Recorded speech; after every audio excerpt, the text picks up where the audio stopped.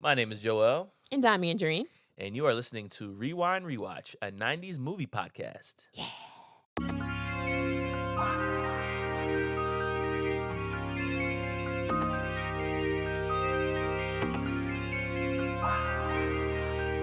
You see, now when I do that, she's like, "Why are you making those dumb sounds?"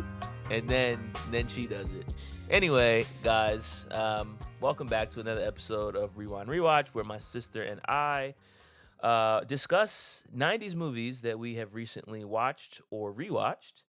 And we will talk through what we thought about the film, the characters, the plot points. At the end of the episode, we will identify a theme or whatever theme we think we might be able to find from the film, and then also give it a rewind rating from 1 to 5 to basically determine how likely we are to rewatch the movie again in the future. Um, and today we are going to be discussing Mermaids from 1990, um, starring Cher and what's my girl's name again? Winona Ryder. Winona Ryder. I keep wanting to say Alyssa Milano, and I'm like, that's not Alyssa Milano. No, it's not. Winona Ryder. And then we also have supporting roles by Bob Hoskins, Christina Ricci, and Michael Scheffling. Correct. The rewind rating at the end of the episodes is always like a little bit of a. I feel like I'm always like bargaining with myself. Yeah, very much so. Because it's like, am I judging this based on how likely I am to rewatch it, or like just the replay value of the film in general? And it's usually a game time decision, so we'll see how it goes today. Okay. This film was requested by 2 lucky listeners this week. Lucky Ducks. Yep. We have Thwip Stickers out of Georgia. Shout out to Thwip Stickers.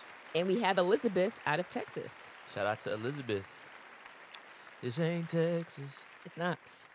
This is directed by Richard Benjamin, who also directed The Money Pit and My Stepmother is an Alien. He also is an actor who was in Catch-22 as well as Westworld back in the 70s. There was a Westworld in the 70s? Yep. I didn't even know that. Yep. All right, well, shout out to him. All right, so I've never seen this film before. It was like on the list. I saw it a few weeks back, and I've been like flirting with the idea of picking it for a while. And then today I finally decided to pull the trigger. Have you seen this film before? I have not seen this film before. All right, so a first watch for both of us. Mm-hmm. And I guess to get us started, what is this film about in one sentence? Eek! Okay.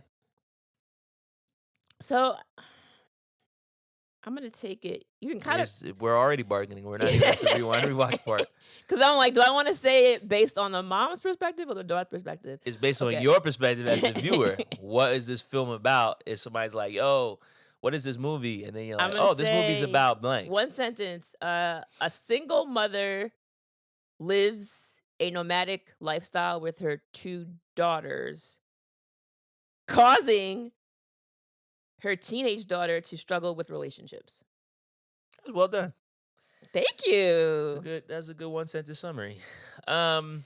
So we have Cher playing Rachel Flax, or Mrs. Flax, as her daughter Charlotte calls her. Charlotte is played by Winona Ryder, and then their youngest daughter, Kate, is played by Christina Ricci. And we meet this family, and we're getting narration by Charlotte throughout the film.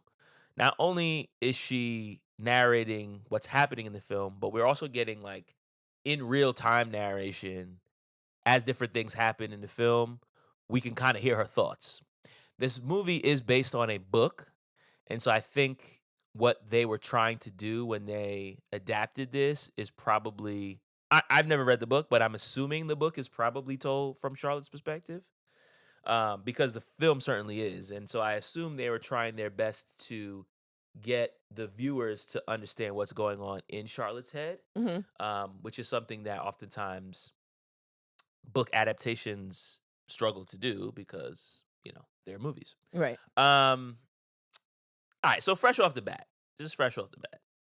let's break down these characters, and I'm obviously going to start with Mrs. You have Flax, to. Rachel. What is your impression of this woman after watching this movie? Like, how would you describe this person? My issue with Mrs. Flax is that she has moved these poor girls at least 18 times, I believe is what Charlotte says. Yes. And Charlotte is only 15. So as you can imagine, she's been in a number of different schools. And it appears as though Mrs. Flax is only really dating men who either appear to be unavailable or maybe they're just trash in general because every time she breaks up with a man, she just switches towns. And the fact that it's been 18 times means like, so you've been with 18 different men since In 15 years. since you've had these girls? Yeah, arguably much more than that prior to Charlotte's birth.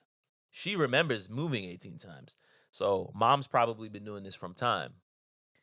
Because we also learn later on in the film that the youngest daughter, Kate, who's played by a very young Christina Ricci,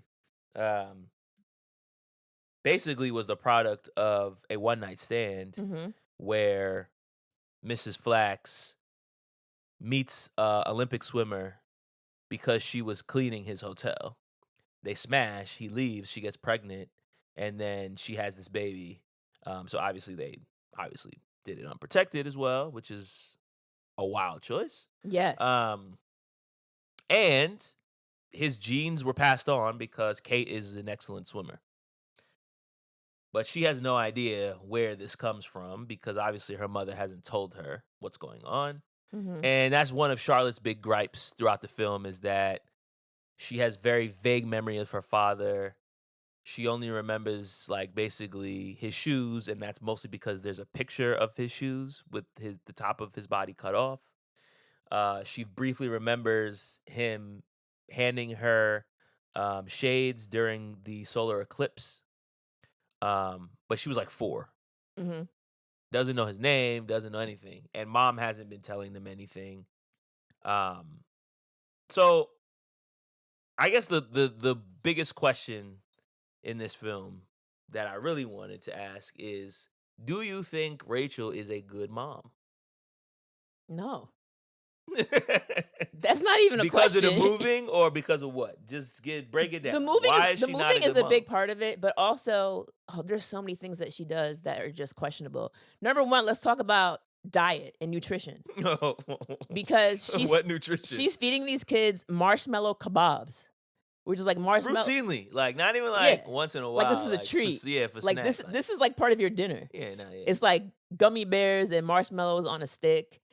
Basically just hors d'oeuvres. Cheese balls Is what she serves. Hot them. dogs is like the top of the line. That's like the best thing that they get. She That doesn't. isn't like Yeah, complete she junk. doesn't cook. If she can't just like quickly put it on a tray, everything is served on like toothpicks. It's very bizarre. I'm like, there's no way these girls could possibly be healthy with what you're feeding them. I didn't see not one green vegetable the whole movie. Nah, she basically says like, "Oh, my mom basically could just give us whatever we can basically eat by hand. Like if it's not Yeah. finger food, she's not serving it to us. So mom presumably doesn't know how to cook, or at the very least, doesn't think that it's worth her energy to actually do it. So Yes, that's one thing. That's one thing. The second thing about Mrs. Flax that I don't like is the fact that we mentioned she's dating all of these men routinely. But the issue is you're not just dating these men because there's scenes where like you have the guy in her bedroom in the house. So you have 2 young girls that you live with and there's just strange men coming in and out of the home and you're not concerned about how this is affecting your daughters? No, she didn't seem concerned at all about how anything affected her daughters. Like you have these men sleeping over. And I mean, because there's early in the movie where she's like, when we first meet mom, she's going on a date with her boss, mind you, her married boss. Mhm. And she asks Charlotte something along the lines of like, how do I look? And she's like, she says something like a "Oh," woman about to go forth in sin. Yeah, and she's like, oh, that was just the look I was looking for. Yeah. So she's not even like hiding the fact that she's like basically just out here sleeping with strange men. And this is a known thing around town. So whenever it inevitably ends, either by him or by her, then that's when they basically just pack up and leave. Um, but there's no indication, like you said, that she's like hiding this from her kids. It's just like, oh yeah, this is what I do. In addition, and we're going to get into the nitty-gritty of Joe, but There's a lot of nitty gritty to get into. there's a lot to get into, but I will say the fact that Charlotte is 15 and we meet Joe, who is played by what is this man's name? Michael Michael Sheffling. Sheffling. He's actually from 16 Candles. That's how I know his face. Uh, he is a 26-year-old man. Charlotte is 15 years old. And Charlotte, of course, has a crush on this hot guy. Mrs. Flax is well aware of this. And she allows her daughter to go out with Joe to go fishing.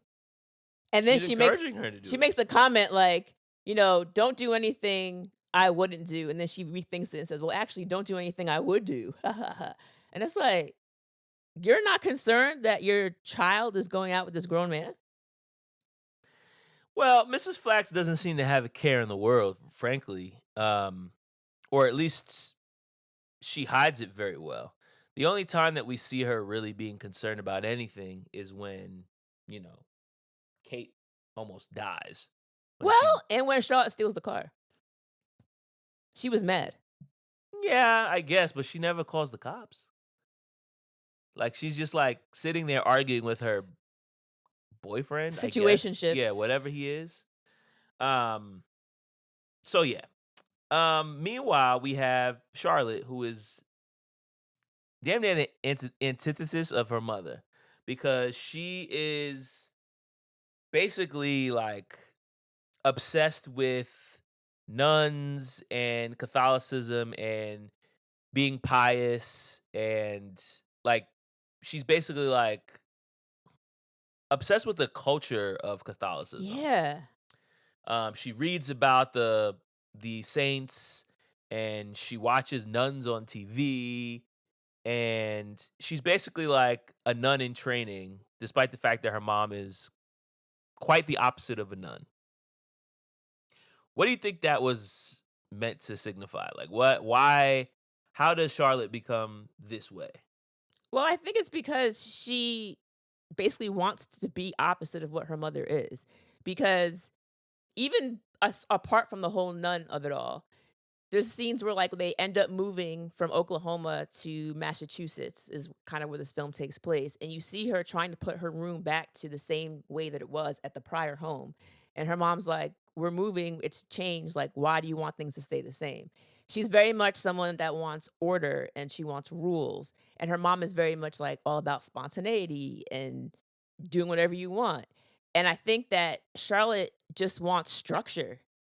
And she sees her mom as someone who's just like floundering and just like blowing by the wind. And she's like, I don't want to live my life like this.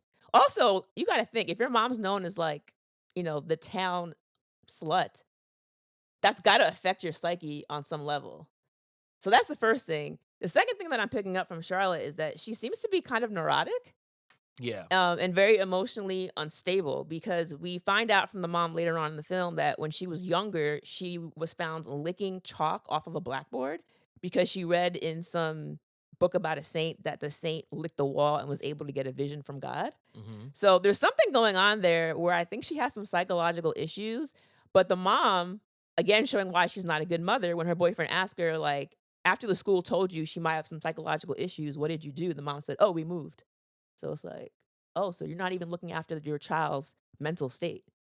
And so because of that, Charlotte has all these things building up, not wanting to be like my mom, having mental health issues. And so it's like, I'm just kind of just letting my neuroses run wild into this idea of piety and holiness in a way to get away from the sin and the filth that is my mom.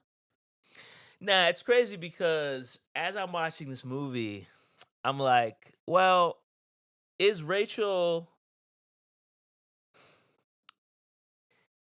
she aware of what she's doing, or is she just a dummy? Because it seems like, number one, she actively sabotages all her relationships, which we'll also get into shortly. But outside of that, it's like whenever any issue or problem is presented, her solution is to just pack up and move. Mhm. but it's almost like she doesn't seem to comprehend or at least refuses to come to terms with the fact that, yeah, you can like leave and go move to another city, but you're gonna still be taking all your problems with you. Like, if your daughter is having mental health issues, moving to a new state is not going to like solve the problem. Like, Right. it's not like, oh, if I move away from this child psychiatrist, then she's not gonna have the issue anymore. It's like, no, the next school is gonna have a different issue because you have the same daughter. Mhm. So I think that was something that I was like struggling with throughout the movie is like, how much of this is her like fully understanding what she's doing and just running away from it, and how much of it is her not really realizing the negative impact that she's having on her kids. And I don't know if the movie ever really answers it. Like, we kind of get a bit of a resolution with her and Charlotte at the end where they basically like have a real conversation for the first time. But there still didn't seem to me like a ton of like remorse of like, oh man, I did these things that really impacted my daughters, and Mhm. I just didn't want to face it. Or she says, oh, this is the reason I do this because this thing happened when I was a kid and da da da. It's just like, oh, she's doing these things and that's just her character. But I don't know. I didn't really get a good sense that she was fully aware of the impact that she was having. And that was a little annoying for me. Yeah, I agree with that. Going back to your point about what happened to her when she was younger, we learned that when she was 16, she became pregnant with Charlotte. Mhm. And that situation was very different because she actually was in love. That was her husband. And she became pregnant. And I think her husband like left shortly after Charlotte was born. Like he left, like took the car and like just bounced. Um and it broke her heart because she was invested in the relationship. And I think once that happened, again, every guy after that is paying for that man's mistakes. And she sees it as like all men lie, they can't be trusted. I'm not letting So any I other just won't guys invest in. in any of them. Right. And so she just kind of leaves out. Now, as far as the way that she's with her daughters, I think the fact that she left home so young, she ran away, never finished high school, she kind of never really grew up. Like, although she aged, Yeah. she never actually grew up. And it's apparent that if she ran away that young, I'm assuming she and her parents didn't have a great relationship. They probably didn't communicate very well.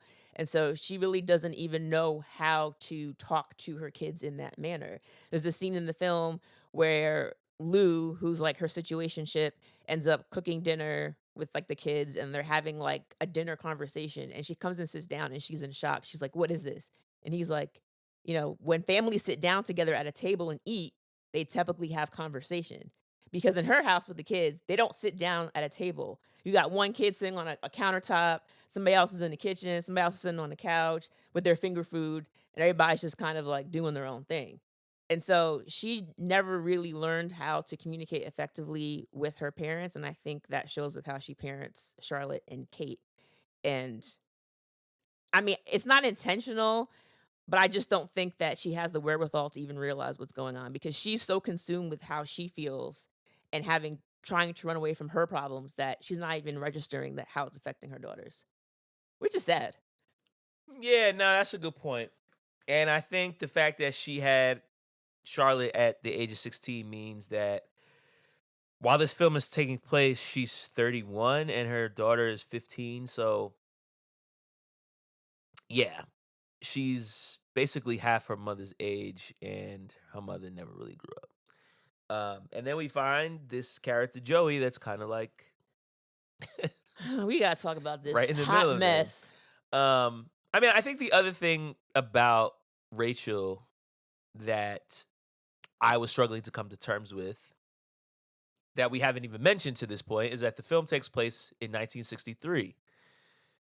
Um, and so I was like, wow, like obviously I imagine there were people like Rachel in the 60s, but you really don't typically see women that are like this sexually liberated during this time, especially mothers.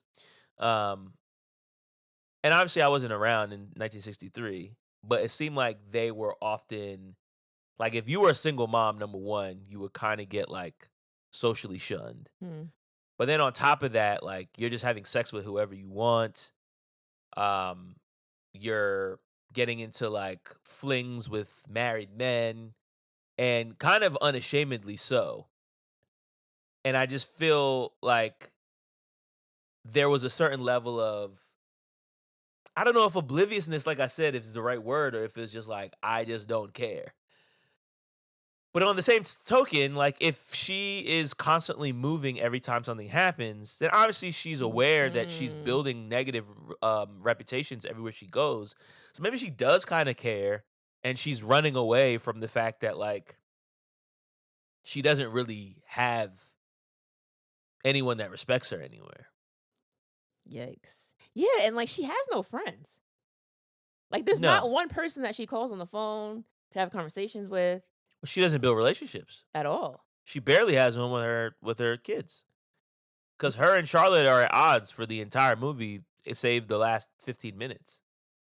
That's got to So be really lonely to have nobody you can confide in. I can't imagine that. she doesn't seem sad though. And I think that these were the things that like, well, I don't want to jump the gun. We'll get to the rewind rating at the end, but I think these are some of the things that I was like grappling with throughout the movie. It's just like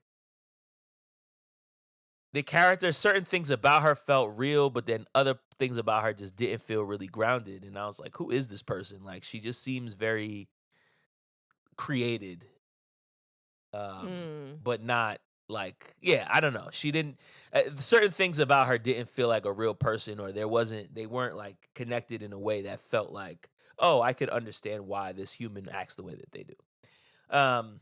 Anyway, let's talk about Joey. Joe. So we find out that when they move at the beginning of the movie, she's dating this guy who's married. She gets mad at her boss because he wants to go on vacation with his wife instead of her. And then that's when she decides, well, we got to move again. So they leave from like Minnesota and end up going to some small town in Massachusetts. And she literally closes her eyes, points at on a map, Dear and then God. wherever her finger lands is like, all right, we're moving there.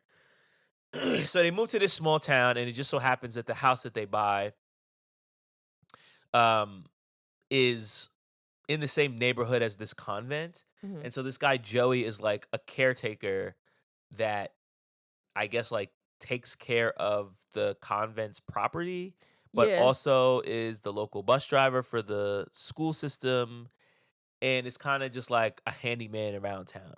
It's a small town, so everybody knows everybody.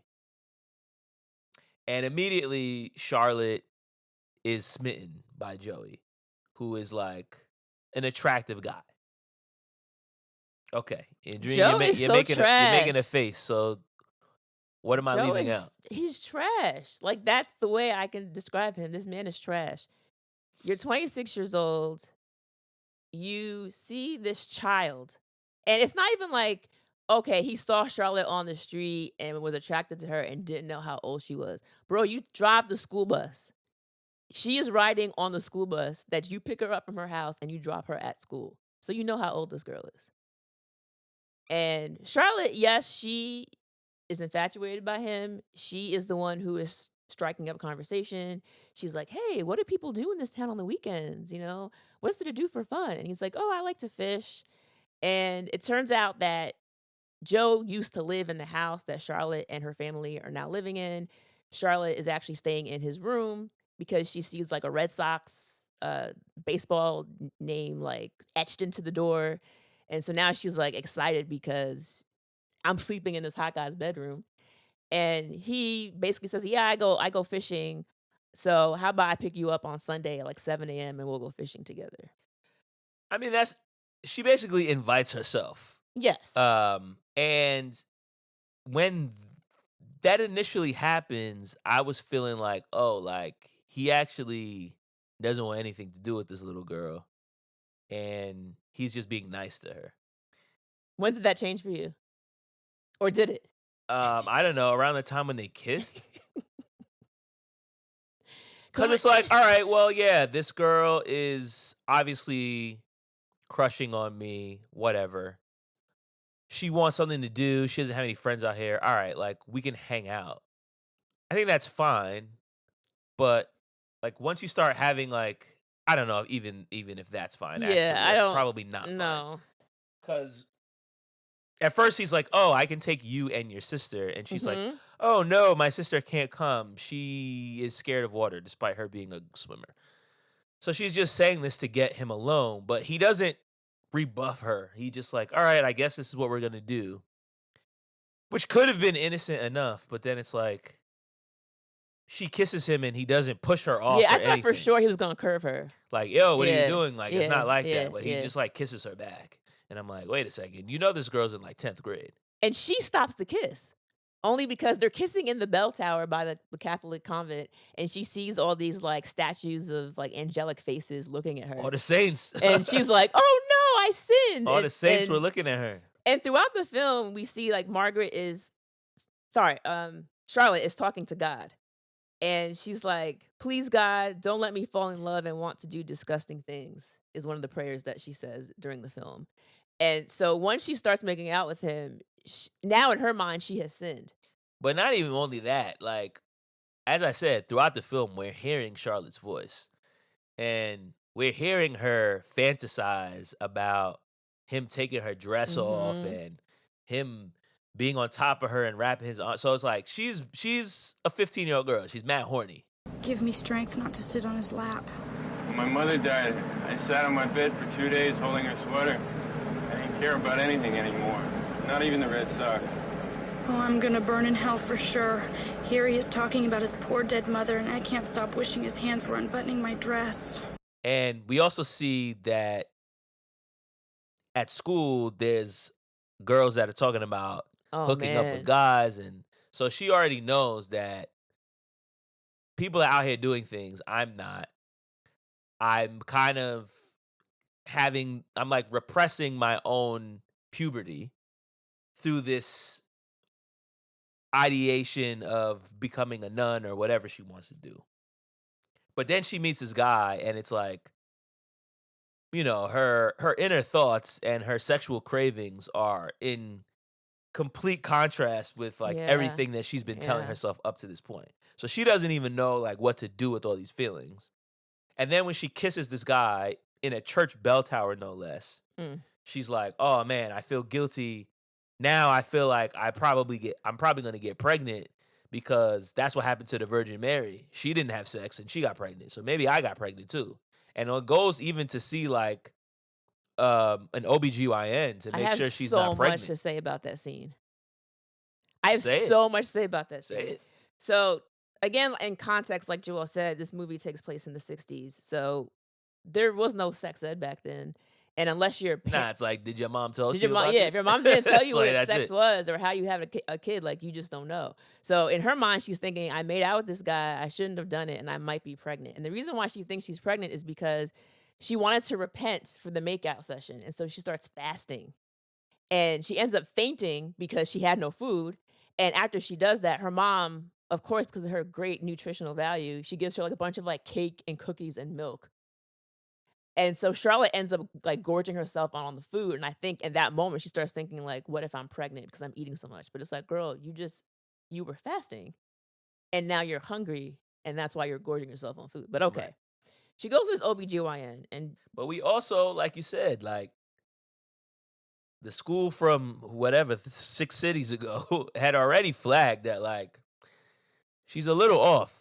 You might need to look into this. Yeah, and you're right. there's been no sort of follow-up because her mom right. just moved. So we can already tell that there's probably some issues with Charlotte mentally. Yeah, fair enough. So now we hit the OBGYN, and honestly, like, based on this podcast and what we've covered so far, the last time we saw an OBGYN was The Hand That Rocks the Cradle. And that was a very traumatic scene. So I already was just like, okay, please. I tried to erase that from my I couldn't memory. help it. That's awful. This actually wasn't any better to me because yes, while this doctor did have his fingers gloved, he like poor Charlotte is lying on the table. It's very obvious she's uncomfortable. She's never been to this kind of doctor before. She's sitting there like trying to press her legs together. And he just walks in and like pulls her legs apart and just like stuffs his fingers inside of her. I was like, there was no conversation. There was no, here's what I'm going to do. Here's what I'm feeling for. Like, He had a full waiting room, there dog. was nothing. He's trying to get him in and get him just- out, he dog. just- Pushed his two fingers in, and I was just like, oh my God, this poor girl. I just felt so bad for her. And she was like, "Did you feel anything?" He's like, "Dog, what are you talking about? You're a virgin." And It's so, like, what? and here's the thing about that. The idea of having a physical virgin test, it is unreliable. It's also unscientific. Because the idea is you put two fingers in and see if like the hymen is still intact. That's what they're looking for. But the problem with that is that having a hymen intact is not an indicator of someone who's had sex or has not. Because basically you have some women who have sex and the hymen doesn't tear at all. You have some women who the hymen was never intact at all. And you have other women who have had their hymen ripped by horseback riding or other physical activity. So the test really doesn't make any sense. And in fact, as recently as 2018, the UN has called for there to be a ban of virginity testing because one, it's medically unnecessary. And then two, it can be painful, humiliating, and traumatic. Because honestly, why are we doing this? Typically because you have certain men who want to bring their daughters to the doctor to make sure that their precious daughters are still virginal. Ahem, ahem, TI. So there really is no reason for this to still be going on. And the fact that there are some doctors in the U.S. who are still doing this is pretty wild. And Well, upsetting. if people are still doing it now, you can only imagine what was happening in doctors' offices in 1963. So that whole scene just like really pissed me off, and I was just like, she shouldn't be doing this at all. This has no medical value whatsoever, and the way he forced his fingers inside of her just pissed me off. So that whole scene, I really, really felt bad for her. But I guess the benefit of it is that now she knows that, according to this doctor, she is not pregnant. When in reality, bro, it's like you could have just given her a urine test or a blood test. No, we couldn't have done that. It was quicker. Dear God. Okay. He had a full waiting room, dog. It's like I said. Going back to your line of full waiting room. Nah, so then she's like, "Oh man, I'm so happy I'm not pregnant." But it's like, bro, like you never had sex in the first place, and you definitely know what sex is, because you want it. your mom, and also your mom's Yeah. not shy about talking about these things. That's true. So it's not like she was like, "Wait, what?" Like she wasn't confused about it. She just thought she was having a miracle baby. Yeah. So question for you about her mom. So throughout the film, there's a couple of times when, before she even goes to the doctor, she wants to talk to her mom about the fact that she thinks that she's pregnant. And she like, at one point, I think her mom is taking a bath and she goes over to her and she's like, "Mom, I need to talk to you." And her mom's like, "Well, what? What is it?" And then she says like, "Forget it." And she walks away. Why do you think that she didn't come clean and just ask her mom? Well, we see at multiple points throughout the film that Charlotte struggles to say what she's thinking and feeling.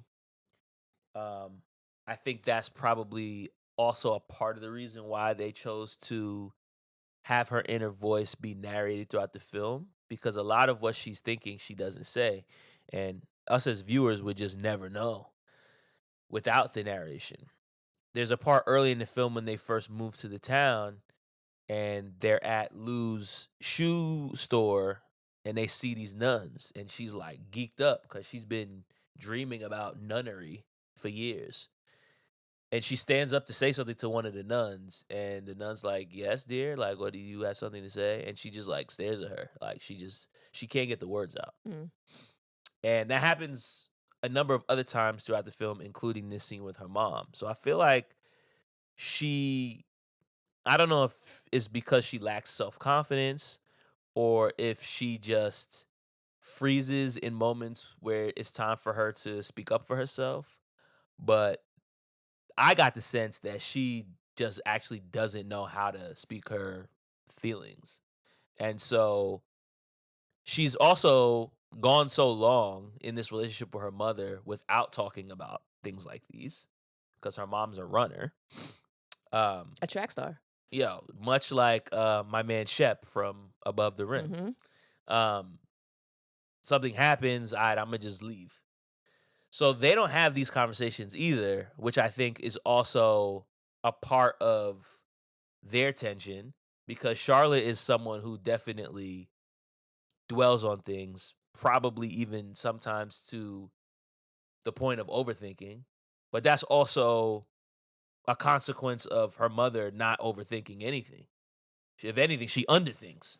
Speaking of underthinking. So then it's like, but just to finish, I think that's a part of it. The tension there too is like, if I actually say these things to this woman, yeah. she's probably not even gonna understand it. She's probably gonna tell me, "Oh, don't worry about it, baby. Just don't think about it."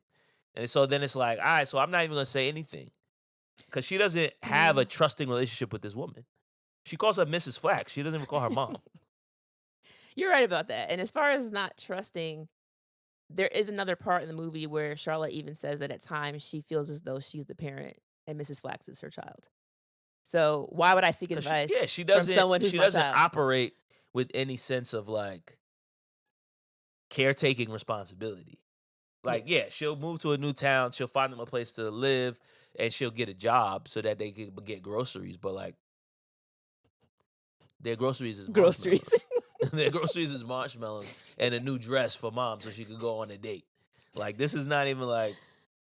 So it's like, like this is not somebody that I feel like I can have a heart to heart with. Yeah. That makes sense to me. Speaking of mom making poor decisions, later on in the film, there's a scene where there's a New Year's Eve party and mom ends up asking Joe to give her a ride home. And when Joe drops her off, mom comes out of the car. He's helping her because her costume, it's a mermaid costume. She has this tail and she's trying to like keep herself standing up. She's been drinking all night. And mom goes to say goodnight to Joe and kisses him dead on his mouth. And Charlotte is waiting at home for her mom by the window, sees this kiss happening, completely loses it, runs outside. Big man. Which of course you would be, because like, mom, you know that I'm crushing on this man. And so she starts spazzing. Like, she yells at mom, but then she yells at Joe. She's like, how could you kiss her back? Like, why would you kiss her? And then she says to him, It's a good question, actually. She says to him, you know you mean nothing to her. Like, she doesn't care about you or literally anyone. She doesn't care about anyone. Yeah. But then Joe hears what's going on. He just like speeds off. Yeah, He literally put his head straight. It's kind of like when you cut somebody off and then you're at a stoplight and they pull up next to you and you just keep your head straight because it's like you don't even want to turn your head to see them sitting there. That's what Joe did to her and just peeled off. Or somebody comes to your window at a stoplight trying to sell you something. Oh yeah. Or they try to ask for money. Yeah. Or you know the NOI brothers be out there trying to sell bean pies, and he's like, "Yeah, I'm good on the bean pies, brother. I'm not even gonna turn." Yeah, you can't turn.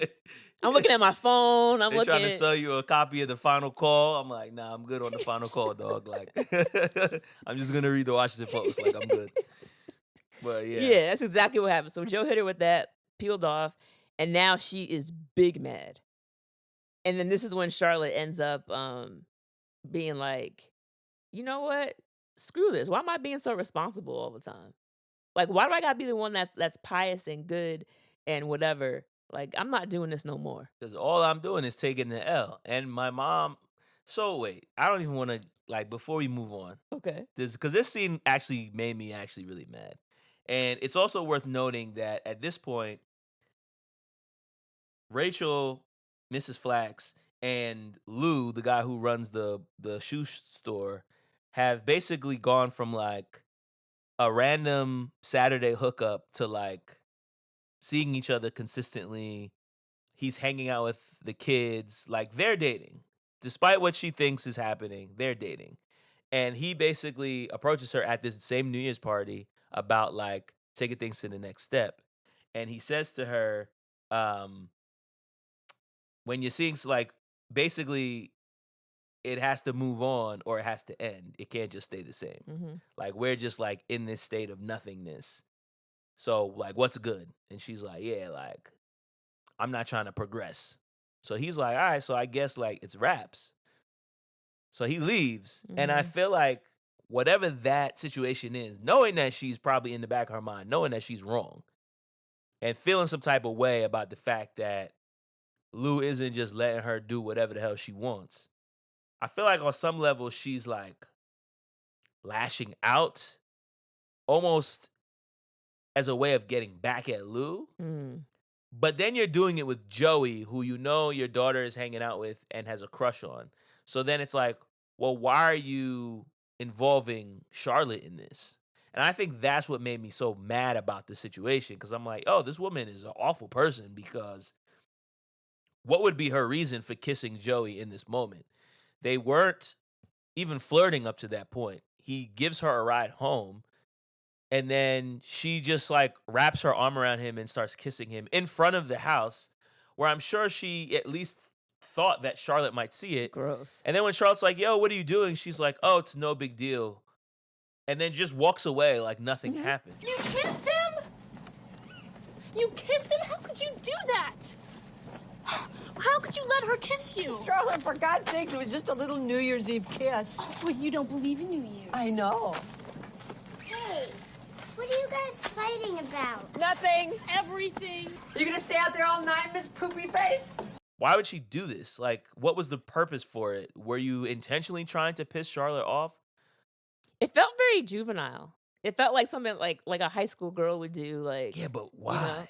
no, I don't know. It's like, well, I don't even understand the motivation. I don't for even it. know. So I'm like, oh, so she just sucks. Like, she's Yeah. just a complete selfish person to the point where she's not even thinking about her own kids. She said, "Oh, it's a New Year's Eve kiss." That's what she said. That And was it's like, crazy, and it's bro. like, no, because the clock struck midnight when you were still at the party. So that's not what that was. And instead of kissing Lou, you were arguing with him because you didn't want to move forward in the relationship. And she actually gets mad at him when she sees him hanging out with her kids. And Lou is the man. Like, Lou He's great. recreated Kate's bedroom to make it look like the ocean, and set up like this moving Yeah. light to make it look like fish were swimming around. Like, it was It was dope. fire. It It was was dope. super fire. I'm like, yo, this guy's the man. And then the next thing I'm thinking is, all right, so how is she gonna ruin this? Mm-hmm. And the very next thing she does Mhm. is like, oh, this guy looks like a great guy and my kids love him. Now I have to sabotage the relationship. Yeah, that whole fight scene really pissed me off. It's I like just she felt just so bad for Made him. a fight up for no reason. Yeah. Just to like end it so that she could move again. She's like something about like how like like my kids and you are like not. It's not us. Like us is me and the kids. And he said, well, when I said us, I was talking about me and you, not me and the kids. The thought never even crossed her mind. No, She was like, oh, word? like she's thinking he's trying to steal my family. And it's like, why would he want to do that? Like he's getting close to the girl because he's getting close to you. Like he's trying to become part of the family, not steal your family. But she completely ruined that relationship. All he wanted to do was get close to her, be real with her. He wants to commit to her. Because at first he brings up like the whole marriage thing, and she's like, not gonna happen. And then he says, well, if we don't get married, we can at least move in together. And she was like, nah. Like she almost got mad at the fact that he had dinner prepared with the girls and we're sitting down eating dinner. She did get mad. She was kind of like, why is everybody talking? What is this? He was like, what? So yeah, I'm not quite sure what the motivation was, but So yeah, I feel like all of that was already like kicking off like this whole like, all right, well, screw this, lose out the picture. I'm just gonna wild out. And then she does this thing like the very same night. So this also then sets Charlotte off, which leads Yeah. to her actually losing her oh virginity. god. And there are so many things wrong with this loss of virginity. Obviously, the first thing is the fact that she's 15 and Joe is 26. That's first and foremost and the biggest thing we can possibly mention. You're a big man and you see this teenage girl coming onto you and you don't stop it. Something's wrong with you. Nah, he takes her dress off. That's what he does. He doesn't stop it. He's like, oh, she came. Like, it's lit. I just kissed her mom on the mouth, and now I'm gonna sleep with this girl. The same night. This 15-year-old high school girl. The same night.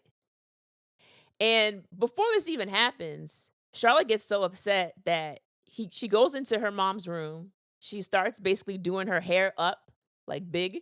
She puts on her mom's makeup. She puts on her mom's dress, her mom's heels. And now she's basically like she's like miming smoking a cigarette. She's doing Rachel just, cosplay. She's just acting like her mom. So much so, she also goes into the kitchen and grabs some wine and starts getting drunk. Then she gives some wine to her little sister Kate. And Kate is a kid. Like Kate is like 8, like a little kid. And she tells Kate, like, just have a little bit. Kate is downing glasses of wine. And she's not watching her at all because why would she? And she's also drunk. So, like, she's drunk, she's mad, Kate's drunk.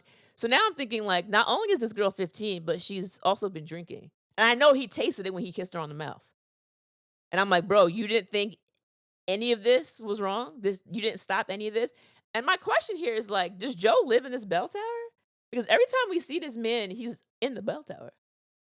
Well, nah, because I don't think she was expecting him to be there. Because at first she tries to actually ask Kate to go up there with her. To show her. And Kate's like, nah, I'm not going up there. Like, I'm about to go look for rocks. So then she's like, all right, I'm just going to go by myself. So I don't think, the answer to your question is no. I don't think he lives He's there. Just always there. He was just happened to be there. And she was like, oh, all right, I'm already tipsy. Like, I'm just going to go for it.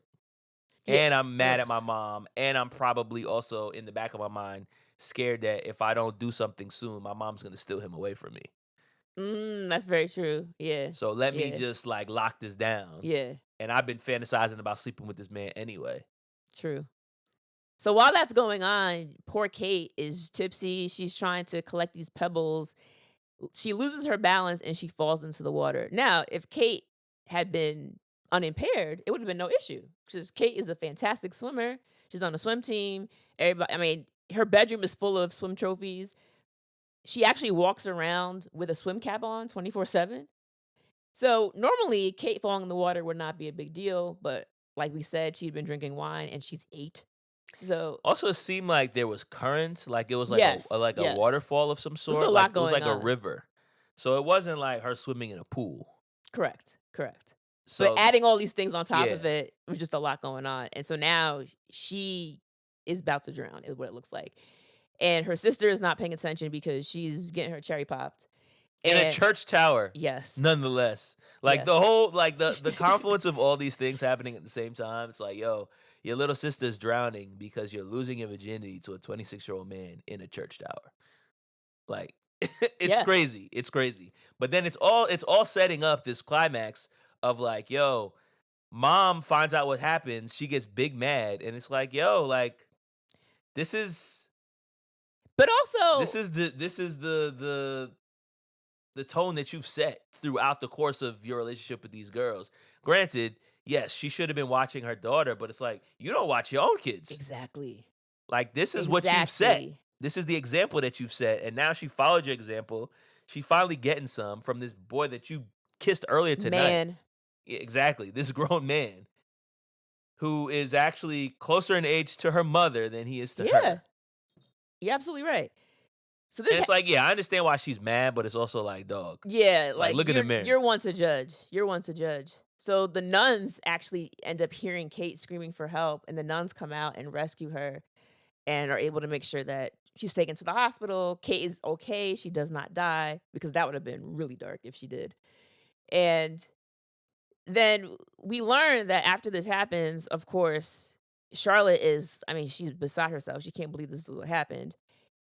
Joe ends up leaving.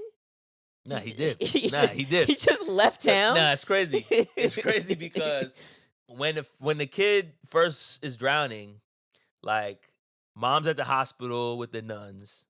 They're trying to check on her. And then Joe takes her back to the house. They're just, like, waiting for news. And Joe is there, like, comforting her and everything. Like, yo, this is so sad, like, da-da-da-da.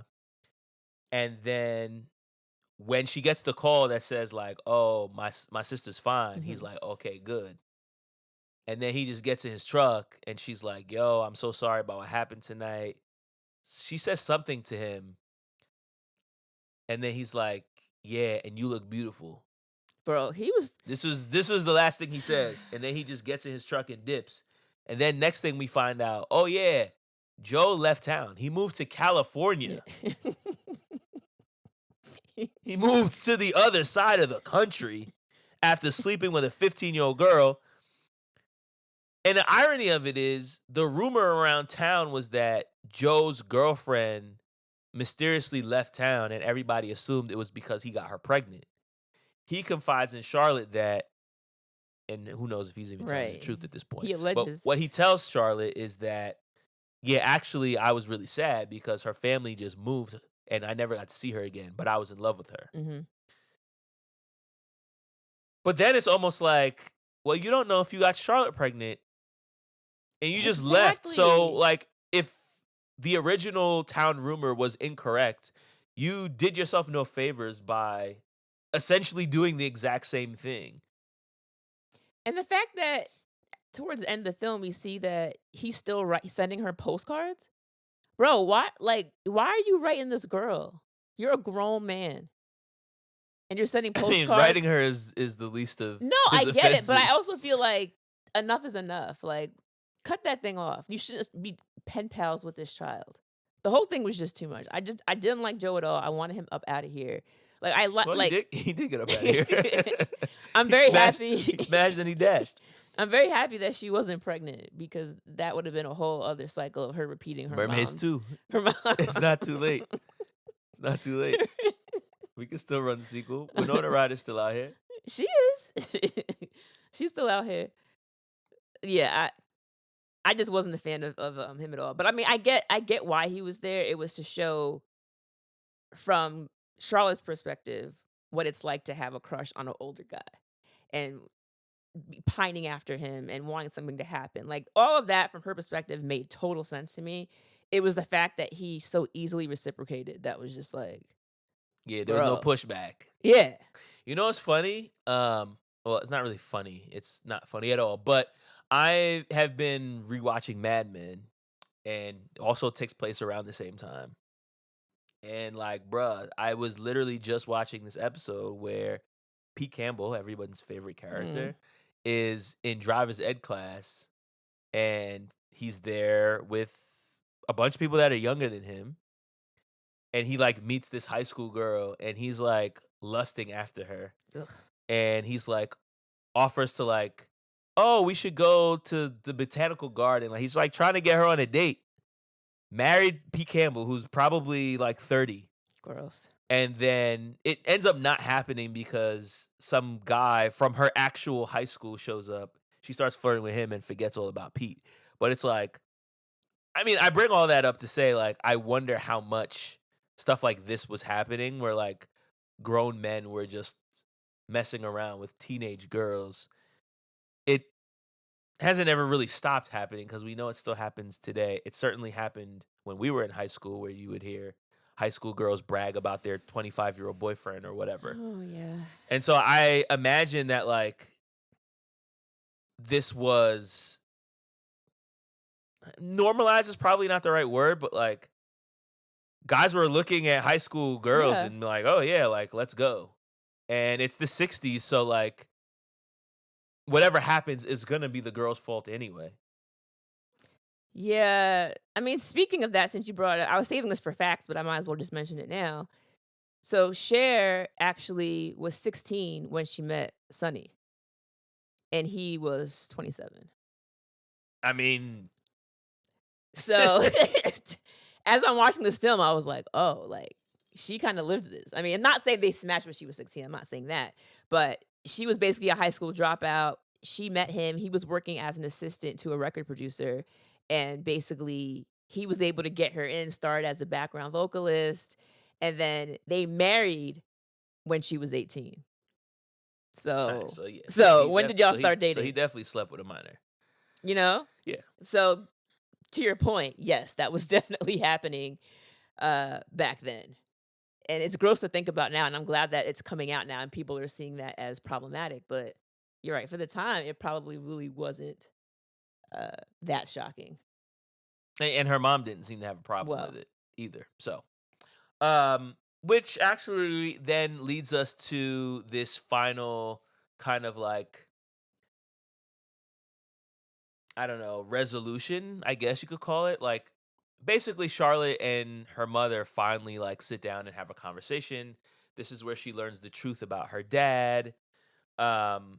And she basically convinces her mother not to move because, of course, her solution after the daughter almost drowned, and yeah. her other daughter is now being talked about around town because she slept with Joe. And she's like, well, you know what that means? We got to pack up and leave again. And she's like, all right, Mom, actually, I don't want to leave. And I want to stay here. And she's like, why would you want to stay anywhere? They have this whole conversation. Like, what was your thoughts on their, like, them finally having a discussion? Like, I mean, it had to happen. what was resolved?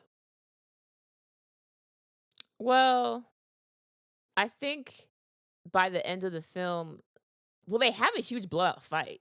Yeah. And that's kind of what even leads to this resolution, because I believe that Charlotte said that she wants to stay because she wants to finish high school. And her mom said, you want to finish high school? Like, what's your major, town tramp? And then Charlotte says, no, Mom, the town already has one, which I thought was a nice zinger. And then the mom smacks her across the face. Yep, she does. Yes, she does. But after they have that moment, then they're able to sit down and talk it out and have this conversation, which they needed it to wrap the movie up, because at some point it's like, Mom, you don't ever listen, you don't ever communicate. And this was finally the moment where Charlotte could kind of let her mom know what she was feeling. Her mom actually listened and had a conversation, and she ended up staying, which is something that she never does. She also ends up continuing to date, what's his Lou. name? Lou. And Which- agrees to go with him to the Baseball Hall of Fame. Although which, she has no interest whatsoever. which she initially told him she would never do. Yeah, baseball I feel like was the big like part of like all the guys in this movie like just loved baseball. Yeah, I mean, it's the 60s. It's America's sport. It's America's sport, right? When is Sandlot takes place in what, the 50s? I can't recall. So, yeah, I think baseball was big until at some point kind of football took over. Mhm. But that probably doesn't happen until like the 90s. Oh wow. I'm guessing. I mean, I don't really know. I'm a basketball guy anyway. So. Yeah. But yeah. I don't know. It maybe I need to like watch the scene over, but I was struggling to figure out like what actually got resolved here. Okay, yeah, she finally told her mom that she didn't want to keep moving, but that wasn't news. She always wanted to stay. She told her mom, I don't understand why we keep moving on. She said it from the beginning of the movie. And her mom says, you know, death is dwelling on the past or staying in one place too long. And her sister repeats it with her mother. So this is obviously like a mantra that she says every time Charlotte complains. So it's like, all right, what was the resolution? The fact that she just decided not to leave. But at the end of the movie, we still see her making the same crappy marshmallow dinners. She's continuing to see Lou, but I don't know how much she's gonna be willing to actually move things in the next direction with him. I don't know. I think I was not clear on what was the lesson that Rachel learned through all this, other than like, maybe don't leave my kids alone with a bottle of wine. Well, I think this move was different because normally they move in because mom has broken up with a guy or something happens where, you know, like mom is the tramp and she's running from her reputation. But here the daughter is the one who has fallen from grace. Like she's the one who had sex with this guy in a tower and almost had her sister killed.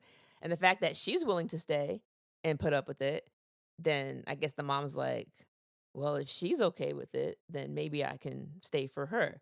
And it turns out that after it comes out that Charlotte had sex with Joe, now she's like mad popular in school. She is. Like now all the guys are trying to go out on dates, all the girls They think want to she's carry her cool. books to class. So I'm like, oh, so Yeah, because they're like, so now oh, that she she's puts out. smashed, Yo, she puts out. Like, I want some of that.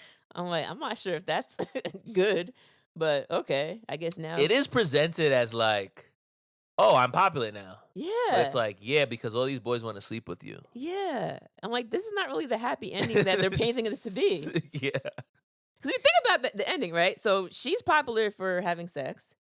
And then you have her poor daughter is like, her sister is deaf in one ear. Like, she's alive, yes, but she also Yeah, can't she has hear. hearing issues, and she's like, oh yeah, sometimes she like thinks she hears things, but it's like, okay, So I'm like, this isn't really. she's still alive, Yeah, she's and she can alive. still swim. Uh, I mean, I guess as far as the dinner scene, you see that Mrs. Flax is there with her daughters. They're happy. They're dancing together, and they're preparing the kebabs together. So that's different than them like just doing their own thing. That's Now they're true. doing it as a family. Yeah. So that was a change. All right. As I shrug. Yeah, I mean, all right. So I guess this is a good time to discuss the theme of this movie. Um, if we're to say that this movie is meant to teach its audience anything, what is the lesson that we're supposed to gain from this film?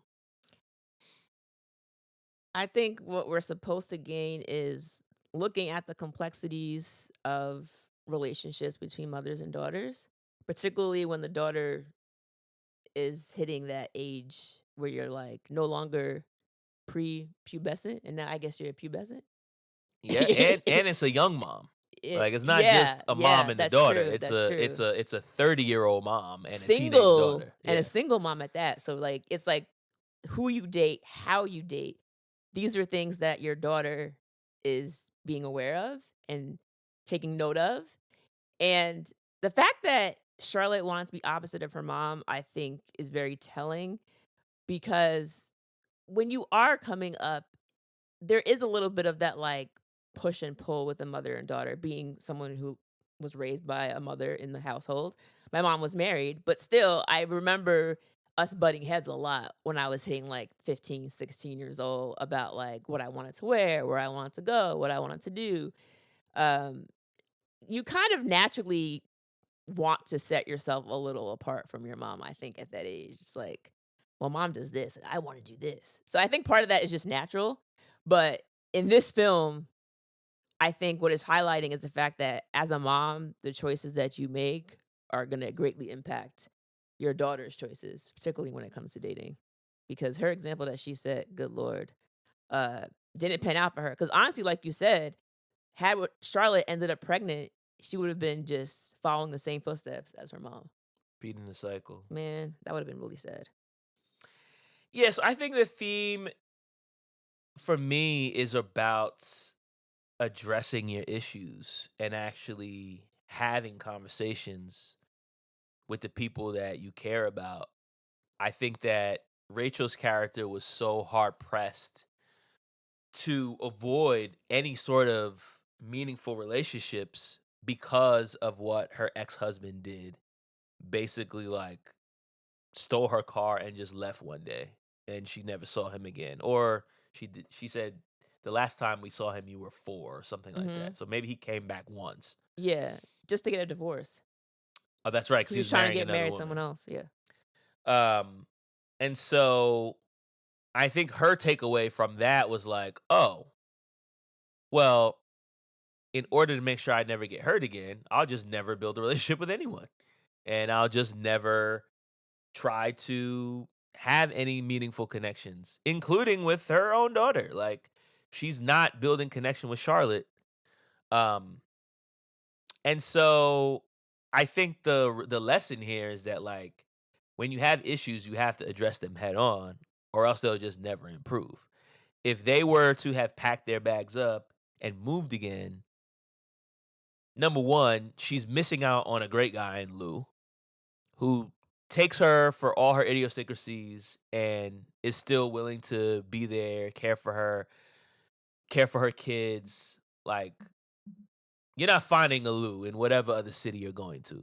So you have a good thing, just maintain it instead of running away from it. And not to mention, like, if they continue on this cycle, the way that I see this playing out is like, as soon as Charlotte gets old enough, she's going to leave and never talk to her mom again. Like, that's what would happen. Yeah. And so I think them actually sitting down and having a conversation and trying to understand one another is how you get them being able to, like, dance in the kitchen at the end of the film. Because, okay, we're never going to be the same person. We're always going to be different, but we can at least find some mutual understanding. And so I think that's the biggest takeaway for me is like you can't just run away from things, um, which is what this character did until the end, where she finally decided to stay put. Hmm. One thing we didn't mention that I just was thinking about as you were talking about her running away was she does in fact steal the car at one point and run away to Connecticut Yeah, and drive to some random family's house. and Um, makes up a whole story of her life, yeah, like an entire whole story of her life. yeah. But that was after Kennedy was shot, and she felt as though there were like she had no one to talk to. All she wanted to talk to was her dad because she felt as though her mom really couldn't give her any comfort, and then she flees. And Yep. so yeah, she tried running away Why did she before. flee? Because she needed somebody to talk to. Yeah, yeah. Like this is the thing. Like talk to your kids is probably number one theme. Communication is key. All right, some facts. So as you mentioned before, this is based on a 1986 novel by Patty Dan. And although there are no like confirmed quotes from the author, I was trying to read up on like the book and the title Mermaids. And some people speculate that it's believed that Dan chose the title Mermaids because of the dual child woman natures of Charlotte and Rachel. So you have Rachel's elusiveness as she is always fleeing from men, in addition to the motif of water, particularly through the mermaid of Kate. That's the guess at least, but we're not really sure what the author wanted when she did that. Uh Cher has won multiple awards. She won an Academy Award for Best Actress for Moonstruck. She's won a Grammy for Best Dance Record for Believe. She's also won a Grammy Lifetime Achievement Award, as well as a Golden Globe for Best Actress, Best Supporting Actress, and Best Actress in a TV comedy or musical. So she's won a bunch of awards over the year. So she's Uh, 3/4 of her way to an EGOT. yeah, She yeah, just needs yeah. that Tony. Um, yeah, I mean, like thinking about the fact that she met Sonny so young, it just kind of made me think about how in the United States there are still some states where you can get married, as young as, I mean, who knows, 10, 11, 12, 13, 14, if the parent signs off on it.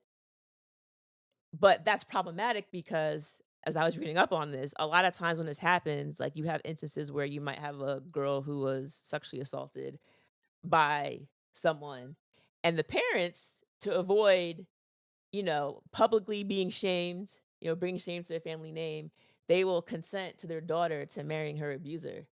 That's insane.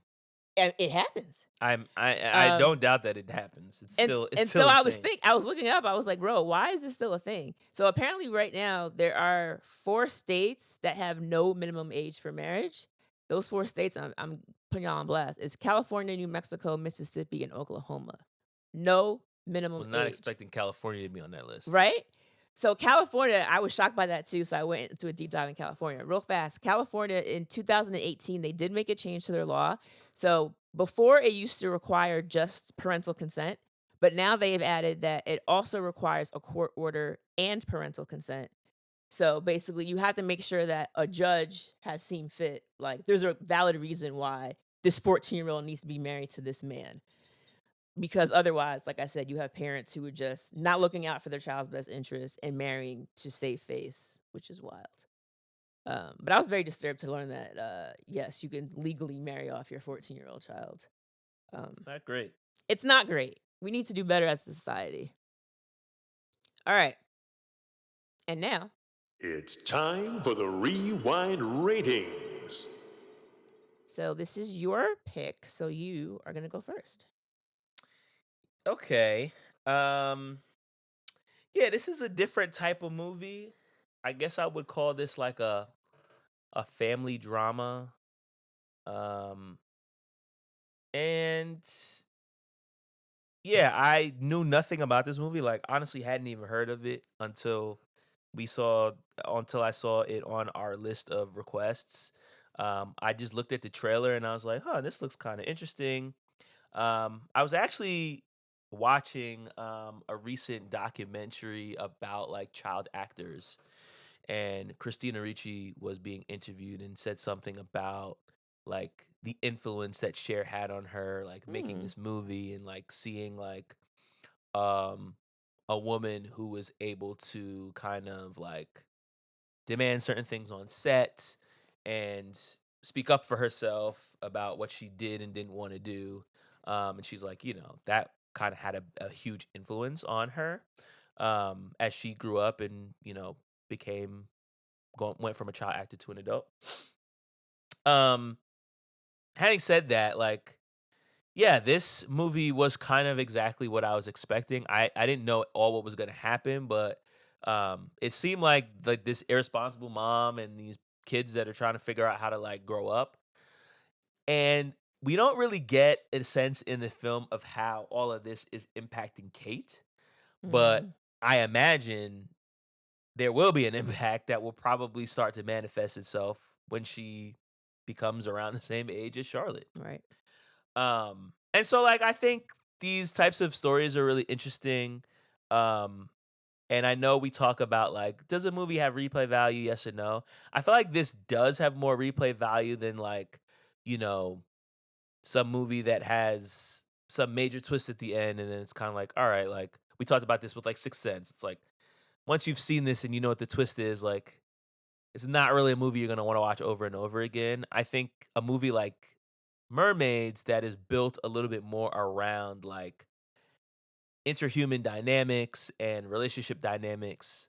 Um, it allows for me anyway, like a little bit more to want to watch it more than once, to kind of pick up different things from it. Like I feel like if I watch this movie again, something else might jump out to me that Hmm. I didn't see in this one. Um, I thought the story was pretty good in terms of the characters; they were unique.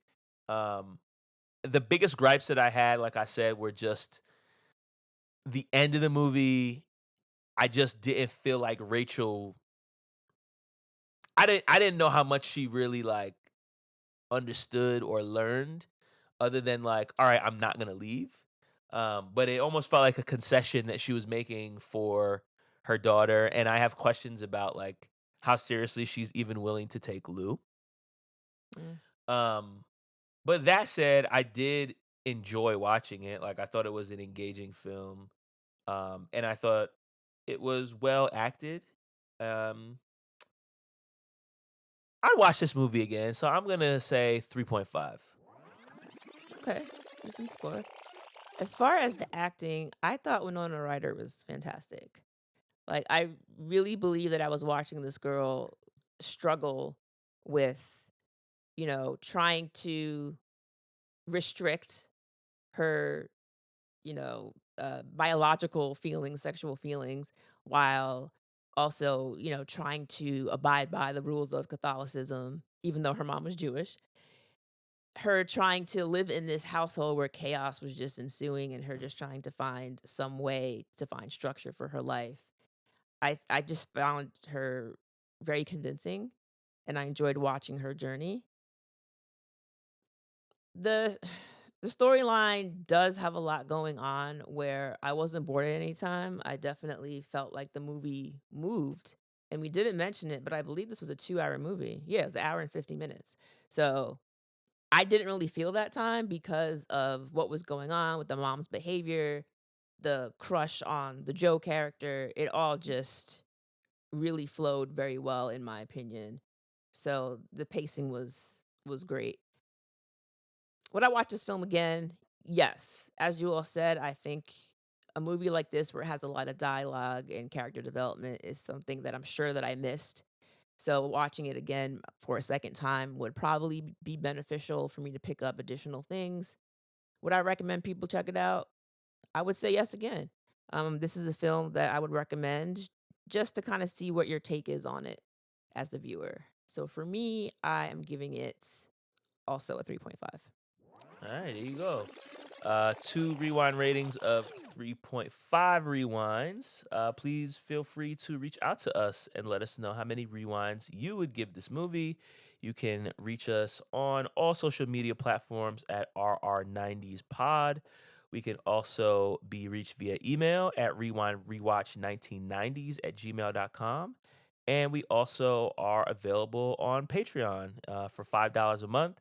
You can join our community where you're able to chat with us and other members, as well as receive bonus episodes each month where we cover additional Patreon exclusives from the late 80s and the early 2000s. So before we close out, I realized that we got a message from a YouTube viewer that reminded me that I don't think we ever mentioned on the pod that we do weekly reels basically for the films that we cover on social media. So you'll be able to see these on social media as well as on YouTube. Basically, we take an audio clip from that week's episode and then we overlay it with some visuals from the movie that we are discussing. And we got a comment from a viewer named Sonic9123. They commented on our Men in Black reel. So I guess they're going back to the back catalog. Uh-huh. And they wrote, quote, "I knew about this podcast for a while, but recently just started to listen to these. Really enjoying them and laughing along. Mason Puffy, ... If you know, you know. I was LMAO-ing. Don't Lamowing. Don't stop the laughs, jokes, and the episodes." So shout out to Sonic9123. We appreciate your comment. And yes, for those who are viewing us, follow us on social media, follow us on YouTube. You will find those reels there if you'd like to get, some more snippets from our weekly episodes. Facts. All right.